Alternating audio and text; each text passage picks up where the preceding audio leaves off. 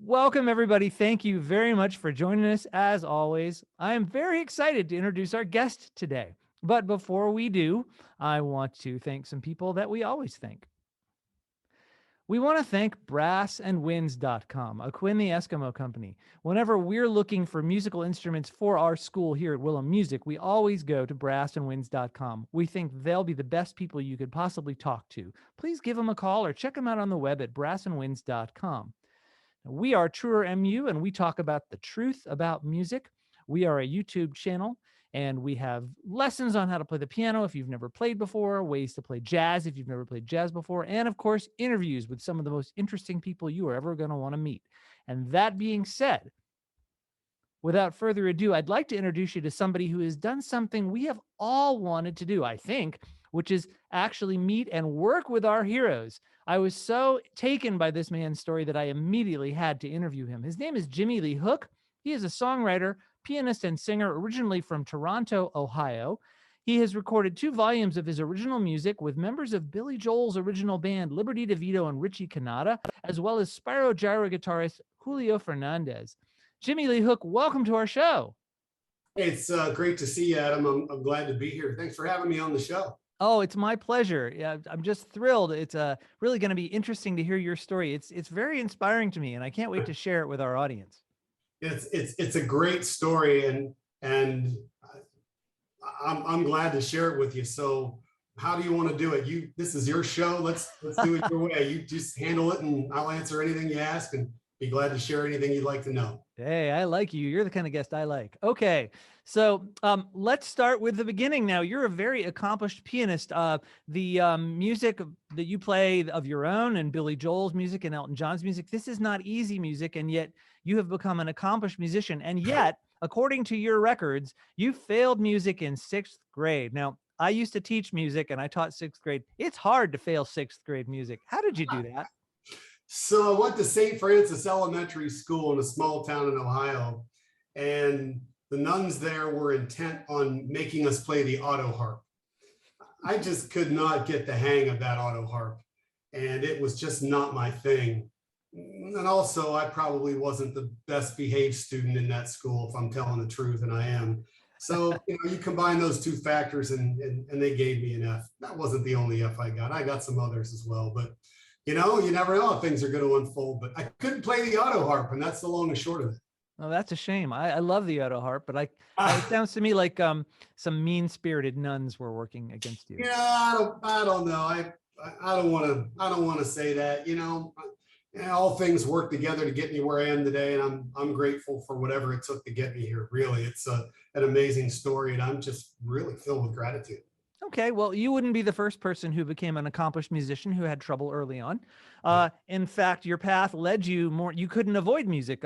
Your chorus teacher in high school said they needed people they always need men for these musicals, and you got roped into Carousel. Yeah, well, I didn't know that, right? I didn't know when she grabbed me and said, "Hey, you should be in the musical." I was coming home from track practice, and she grabbed me and said, "You should audition for the school musical." And I thought, oh, I've got talent, maybe I've got talent. And of course, she just needed boys. And I got the requisite really small part in the back of the chorus.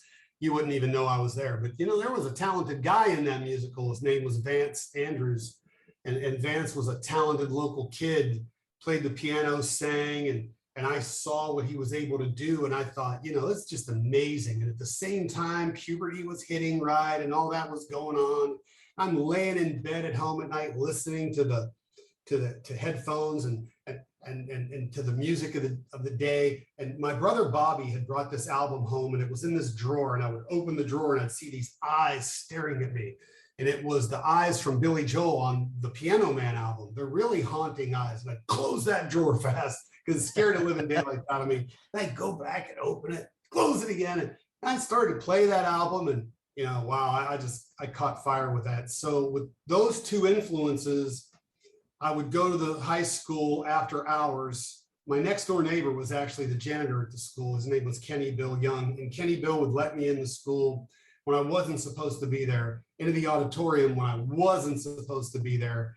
And I would plunk middle C on the piano on the Yamaha Grand And that led to knowing, every other note sounds pretty good and every other note sounds pretty good. And that was the extent of it. And then I went off to college. Long story short, had a really rough go of it at first. It just wasn't a good social experience for me at first. There was a piano in the dormitory and that thing became my best friend. And I would sit down to play. Of course, there'd be pretty girls around and people, and they roll their eyes. There's that guy again. And they would stub their nose at me and then leave. And then I get it. I wasn't any good at it. And I certainly wasn't a popular guy. So that was that. But, stick with it. I had the fire in the belly and I had a passion. And I always had melodies and always had lyrics running through my head. And, a good 10 years after I started, at age 27, by then, I was getting better at it and was able to play shows and writing songs. And a lot of those same type of people, pretty girls and others who were shunning me in the dormitory in college were coming to the live shows and enjoying themselves. And that was a validation. And I enjoyed all of the crowd. And that's kind of how I got started and went from there. Speaking as a piano teacher, it takes a lot of fortitude to stick with something like that for 10 years, especially when you're getting snubbed. But my question is, if you've got that kind of fortitude, why not just take piano lessons and get there faster? Well, brother, I'll tell you this. It's a great question. So after I sort of caught fire with it, I talked to my dad about it and I'm like, Dad, I'd like to have some piano lessons. And he's like, no way. That is not going to happen. His exact words to me, and by the way, I don't want to diss my dad. He was a fine man and he got a lot of things right. And I'm really grateful that I had him as a dad. But, no parent gets everything right, Adam. And he said to me time and time again, do not waste your time plunking that damn piano. Period. The end. I mean, it was a wasted pursuit for him. And even by the time 1995 came along and I had a CD out and was getting some local airplay and my shows were really packed, different places I was playing in different regions, he still thought it was just a wasted pursuit and told me, don't waste my time doing it. It wasn't an option. But what was an option was to sit at Youngstown State University and watch classical piano players play on those pianos that I would practice on. I'd go to the School of Music or I'd go to the Student Center where they had a grand piano and I'd watch a guy named Randy Bondor and he would play Debussy and other pieces. And I would sit down afterwards and try to mimic his fingering and really develop the arpeggiated style that I have from that now sometimes I need to tone down to leave room for the other musicians to play. So that's why I didn't take lessons. And then I really did study what other people were doing and try to mimic them. But to this day, I still have some fingering that's not quite correct in the piano. And I've just kind of learned to play around that, right? Right. Yeah. Well, I mean, obviously you respected your dad a lot, that his opinion meant so much to you. I mean, what's it like when you've got this burning desire to do something and the dad you respect is telling you that it's a waste of time? Not necessarily that you're no good, just that you would be better served not wasting your time with it. Yeah.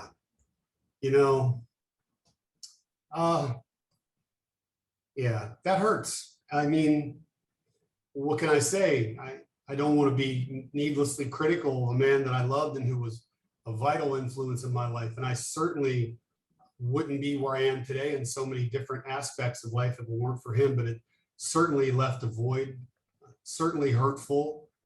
And to this day, I think that that's something I carry with me and feel like is disappointing, that something that I'm so passionate about and feel like I do have at least something to offer in that arena is something that wasn't shared by him, especially when he was such a music lover. And as a kid, he would take me down to the basement where he used to hang out and he would play these 45s and we'd sing and he would say, son, don't be afraid to sing. Don't be embarrassed. And he taught me to dance down there and don't be a wallflower at the school dances. Just ask a girl to dance. Don't be afraid. And not 3 times on the ceiling. Remember that song? And he'd bang on the pipes with a pipe wrench. He was such a musical guy and lover. And yeah, you asked me a question I've never been asked before. And it's tough. And I think I carry that to this day. And I just hope somewhere that he can hear what I'm doing, what we're doing. And maybe a piece of him is proud of that. Well, I appreciate your going to this place with me. I'm sorry that it's painful for you. I want to ask one more question. I guess I'm surprised from what you've told me that he was a music lover, Yeah, that he wanted you to love music too, I assume, but just not play it. Is that I, what's? that's the strange dichotomy with him, right? Mm-hmm. He, I understood from him, was a piano player, and I, as a kid, and I talked to other people in the community. He said he played the piano at the school assemblies. Oh, I never saw my dad play the piano, but he was definitely a lover of musicals. He was definitely a lover of piano. He was definitely a lover of Elton John. He was not a big lover of Billy Joel, but he loved Elton John. He loved the Beatles. He loved modern music of the day, from the 50s and 60s and 70s. And yeah, what a strange contradiction. And I just can't explain it other than to say I think maybe he thought it would take me down a bad path, and that I would waste my time doing it, and throw my life away on a useless pursuit, which couldn't be further from the truth, because in every walk of life that I'm involved in now, the piano has been truly a best friend to me. I've met people I never would have met. I've developed relationships I never would have developed. I'm on a YouTube webcast today with Adam Cole, and I would never be here. It gave me a friend to talk to when I didn't have one, and a way to have cathartic self-expression. And then it led me to record music with my musical heroes of the day. Come on. right. Yeah. So in a sense, you did the right thing. You made the right call by believing in yourself. We're not promoting don't listen to your parents on this show. Please don't understand. But we are going to say that you said I had a calling, a yearning and burning in my soul to learn to play that instrument. And I relate to that. And I'm glad you stuck with it. That's wonderful. Well, thank you. And he said, you can have that yearning and burning, and you can have that drive and ambition, but understand, as long as you're on the parental payroll and I'm helping you in any way, then that's not something you can focus on. When you're on your own, paying your own bills, doing your own thing, you can do what you want to do. So, hey, as soon as I graduated from college, I packed up my bags and I moved to Hollywood, California. And I was an engineer for Shell Oil by day. Yeah. I was a songwriter and a piano player by night. And when I walked in the front door and said, hey, Dad, I'm sayonara, I told you I was going to play, and now I'm out of here. I think he was really surprised at that. And his reaction was interesting. What was his reaction? He said, I never thought in a million years you would make a move like that, but it's your life. I respect it. You're the youngest of 6. You have more guts than any of my other kids. And I wish you luck with it, son, and I'll miss you. And off I went. Nice. I like the ending to that particular part of the story. Yeah. Well, so you also, you weren't just yearning to play the piano, you Right. had music running through your head. Was that always the case when you were little, or did it only start coming into your head later? If I'm looking back at it, and some of the things I don't remember, right, because I was a kid, and I'm to the point now where some of those memories are getting fuzzy. But I always remember having music running through my head, and I'm kind of weird that way, right? And when I talk to people now who knew me back then, they will say, hey, look, you always had a song in your mind, you always had a song in your brain. And I certainly had a kind of a lean towards writing words. And I can tell you this, when I started to play the piano, it was, Adam, always with the intention of being a songwriter. Never was it with the intention of playing covers. And for a while I just wouldn't. I'm grateful now that I do play covers, because when you play the music of Stephen Schwartz, he wrote Wicked, Godspell, Pippin. When you play his music, when you play the music of Billy Joel, when you play the music of Elton John, when you play the music of Rodgers and Hammerstein or Lerner and Lowe, it requires you to learn techniques that otherwise you just wouldn't learn trying to write your own songs, right? Mm-hmm. So for instance, Billy Joel, Summer Highland Falls. Man, the skill set for me that it takes to play that song, the skill set that I had to develop for that was critical key in writing a whole bunch of other songs that I wrote down the road. I didn't steal his melodies, I didn't steal his ideas, but the fingering techniques to play that, or to play Miami 2017, or to play Angry Young Man, the prelude, that fast opening part. Those are all things you learn from. So yeah, it was all about the songwriting for me, period, the end. Well, you continue to write songs, and you met Stephen Schwartz at some point. As you said just now, he's the writer of musicals like Pippin and Wicked, and he gave you some advice. What did Stephen Schwartz, first of all, how did you meet him? And second of all, what did he tell you? So I never actually met Stephen. I thought I might, and then I'm not easily intimidated at meeting people or meeting famous people or meeting musical even heroes.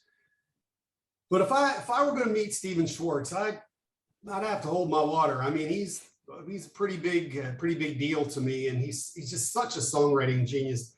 And long story short, the York Theaters in Manhattan is a musical theater, and I'd been involved with their artistic producing director, Jim Morgan, on a social basis, and involved with the chairman of the board of their theater, David McCoy, on a social basis, and also musically professional basis. I played some shows for David. And long story short, but they were largely responsible for getting some of my songs in front of Stephen Schwartz. And Stephen was gracious enough to take a listen to a number of my songs with a really critical ear back in 2013. And then he wrote me an email and outlined some things and gave me some tips and suggestions. He was very complimentary. He was very gracious. He was extremely kind. I'm so grateful he took his time to do that. We've corresponded since then and stayed loosely in touch. I'm just a fan, right? I'm a huge fan. But I played a show last year, and on the billing it said Jimmy Lee Hook in concert, and then underneath it said, I think it was a Godspell coming soon, something like that. And he and I were on the same marquee, and I took a picture of that and sent it to him. So he was great in what he said to me, and it helped me be a better songwriter. I listened to him. Let me tell you, when you write songs, you need to be careful who you listen to, because everybody has an opinion, and you need to kind of be careful of that and stay true to yourself. At the same time, there are some key people that have some really good ideas. So when Stephen Schwartz says, hey, you might want to do this, or Jim Peterick, Jim Peterick's a great songwriter. He's one of the founders of the Ides of March. He's with the Ides of March, formerly of Survivor, of 38 Special fame. When he makes some suggestions that have a bridge that modulates up a step and a half or things like that, you may want to listen. What are these suggestions? What did Stephen Schwartz tell you that you didn't know? So Stephen, like if you listen to my song, A Day with the Dead, it started out when I first wrote it. I was driving down the road, Route 2 in West Virginia, and I was writing a list of names, and the back of toll bridge tickets was like, if I could spend a day with anybody, who would it be? Boy, I'd like the Marilyn Monroe, John F. Kennedy, boy, and I wrote all these names. I got home and I went, those people are all dead. So I sat down and wrote this song called A Day with the Dead, and I put all these historical figures in it and everything. Mother Teresa was in it, and Jesus was in it. And I talk about the Cuban Missile Crisis and kamikaze pilots and everything. And Stephen, he said, look, I love this song. It's my favorite song of yours, which is why we lead off Jimmy Lee Hook and the Long Island Sound Volume 1 and Volume 2 with A Day with the Dead. Because when Stephen Schwartz says, it's a great song, it's my favorite song of yours, and it's catchy, and it's got a great title, and you have a gift for titles, you better listen. So he suggested that I rewrite about half the lyrics, and that I take the section where I say at a family reunion, I would finally meet my grandma, I tell her where to find something she had, and put that at the end for maximum emotional impact. And then through the rest of the song, not try to be so historical or so serious about, I'd ask Mother Teresa where I could happen to find, well, I'd ask Khrushchev why he risked nuclear war. He's like, no. Why don't you keep this more lighthearted, more playful, more fun, more interesting, and then at the end, have a really emotional impact with bringing it home in a personal way with your family. And I was like, you got it. And I rewrote half the lyrics to that song but I had to find a bunch of other dead people. So in came Farrah Fawcett, and in came Houdini, and in came I'd Walk the Moon with Neil Armstrong and with Michael Jackson too. Right. I'd find out who shot Tupac and why Sammy Davis Jr. became a Jew. I'd read an article where it said Sammy Davis Jr., why I became a Jew. And I read the article, I was fascinated by it. I was like, wow. So it was really more lighthearted, less about war, nuclear proliferation and things like that. So that's where I took his advice. And let me tell you what, he was dead right. And he gave me other advice. A song that's not on volume 1 and 2, but will come in the future, a song called Father's Son. And he basically said, hey, look, it's overblown, it's too indulgent. You need to pay more attention to your craft as a songwriter. I love the music and the melody, but lock this down, lock that down, shorten this, be more efficient as a songwriter. I'm paraphrasing what he said, and we definitely did that. We cut it down from 6 minutes to 4.5 minutes. So those were just a few of the many suggestions that he gave me, for which I'm grateful, and I'll always feel like I owe him a debt of gratitude. Most people who are so passionate about their songwriting and have that, like, there's plenty of people who do it because they can do it and they're good at it and it's like a job for them. You really care about your songs. They're bursting from within, and yet you are able to accept serious criticism from people. That's not easy to do. How do you do that? Yeah, well, I think Adam, that's a function of really a couple things. One is it's a learned behavior, because these songs are kind of like you give birth to them, right? I don't want to steal Billy Joel's thunder, but Billy, credit him with this. He says his songs are like his children. And in some respect, I feel that way. But it's a learned behavior to some degree, because if you want to improve in anything, you need to kind of have an open mind, right?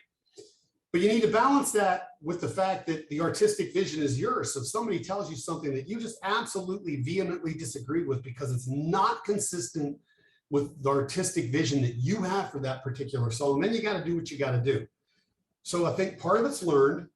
The other part is who are you going to listen to? So if somebody tells me, hey, look, I think you should use auto-tune on your music. Well, that's not going to happen. We're not going to auto-tune my vocals. It's not going to happen. If somebody says, hey, we think you should play on the grid and Liberty DeVito should be playing to a click track, I don't care who tells me that. That isn't what I do. It's not what we do. But if you have somebody who's smart and who knows, like Richie Kanata, he's got a great musical mind, and has a great debate give and take. Or Liberty DeVito materially contributed with suggestions for me to consider and take into account. Julio Fernandez and Stephen Schwartz and Jim Peter. When you have these people of this ilk, and then they make suggestions that you sit back and you go, well, you can either have ego or you can put your ego aside and hone your craft.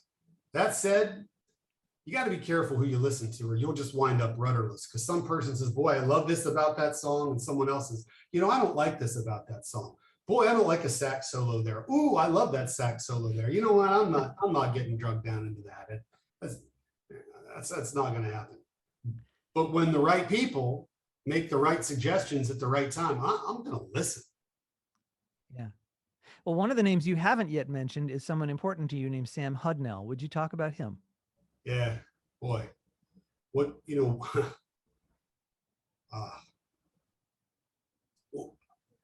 do you say, Adam? What do you say about a human being who breathes life into your songs in a way that you just know you couldn't do alone? And at a time in my life where, I was questioning, hey man, I've been at this a long time. What's the future going to hold here? And to run into a music producer at Walmart who says, hey, I'd like you to do this project. And I say, I don't think I'm interested in that. And he says, why not? And I say, because I've worked with musicians that just aren't able to play this music I've been writing. I don't want to call them substandard musicians. I'm sure they were great in their own right, good at doing what they do, but they my songs require a certain ability, lots of changes, lots of breaks, lots of movement. And he says, you know, what if I could get you the best bass player in the world and best drummer in the world?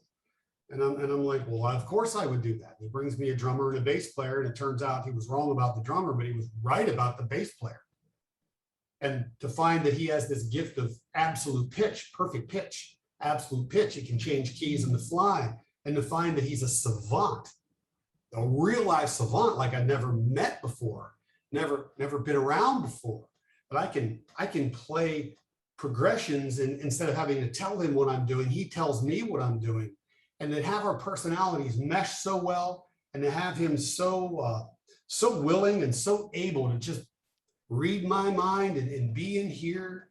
Oh, it's the greatest musical blessing of my life. I'm so grateful to Sam, and he is the, you know, he is the other musical half of me. We're both clearly heterosexual males, so I don't want anybody to get the wrong idea. Not that I have anything against people who aren't heterosexual. I think everybody should do what they like to do. But for me, I am a heterosexual male, but I love Sam Hudnell as a human being, as a musician, as a person. And if he needed a kidney, he'd have it from me tomorrow. That's nice. Well, is he the one that introduced you to Liberty DeVito? How did you end up meeting Billy Joel's former drummer, Liberty DeVito? So we got into the recording project in 2009 that the music producer really wanted us to do.